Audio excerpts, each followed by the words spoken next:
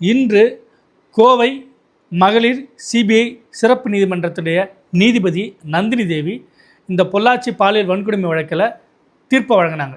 என்ன தீர்ப்பு அப்படின்னா, இந்த குற்றம் சாட்டப்பட்ட 9 பேருக்கும் சாகும் வரை ஆயுள் தண்டனை அப்படின்றது தான் அதோடைய தண்டனை விவரம். குறிப்பாக A2 குற்றவாளியான திருநாவுக்கரசுக்கு 5 ஆயுள் தண்டனையும், A1 குற்றவாளியான சபரிராஜனுக்கு 4 ஆயுள் தண்டனையும், மற்ற A3 A4 அவங்களுக்கு 3 ஆயுள் தண்டனையும், கடைசி 3 1 ஆயுள் தண்டனையும் என இந்த தீர்ப்பை அவங்க கொடுத்துருக்குறாங்க. இந்த தண்டனை விவரங்களை அறிவிச்சிருக்கிறாங்க.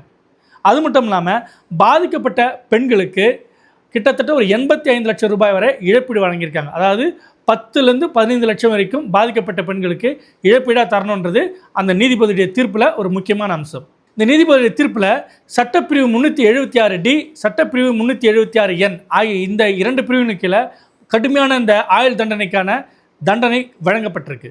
இந்த வாத பிரதிவாதிகளும் போதே இந்த குற்றவாளிகள் 28லேருந்து 30 வயசுக்குள்ளே இருக்கிறாங்க, இவங்களுக்கு திருமணம் ஆகலை, இளைஞர்கள், அதனால் இவங்களுக்கு அதிகபட்ச தண்டனை தரக்கூடாதுன்ற ஒரு வாதம்லாம் முன்வைக்கப்பட்டது. ஆனால் நீதிபதி நந்தினி தேவி பாதிக்கப்பட்ட அத்தனை பேருமே பெண்கள், அவங்களும் இளம் பெண்கள், அவங்களுடைய வாழ்க்கையை நலன் கருதியும் இனிமேல் இது போன்ற ஒரு சம்பவங்கள் நடக்கக்கூடாதுன்னா கடுமையான தண்டனைகள் கொடுத்தா மட்டும்தான் குற்றவாளிகள் திருந்துவார்கள், எதிர்காலத்தில் குற்றம் செய்யக்கூடியவர்களுக்கு ஒரு அச்சம் ஏற்படும் அப்படின்ட்டு இந்த 9 பேருக்கும் இந்த சாகுமுறை ஆயுள் தண்டனை கொடுத்துருக்காங்க. இந்த தீர்ப்பை மனமாற வரவேற்கிறோம்.